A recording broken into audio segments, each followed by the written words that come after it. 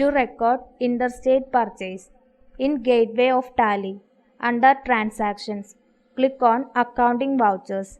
In Accounting Voucher Creation screen, in Purchase Voucher, voucher date as 2nd July 2017.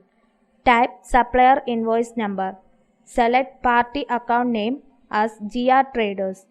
Select Purchase Ledger as Interstate Purchase. Under Name of Item, select LG Air Conditioner. Quantity 30 numbers. Rate 23,200. Amount appears automatically. Select another stock item, Godrej Air Conditioner. Quantity 25 numbers. Rate as 20,990. Press Enter in twice.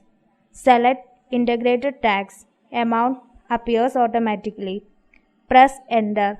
Set the option Provide GST details to No. Type the narration.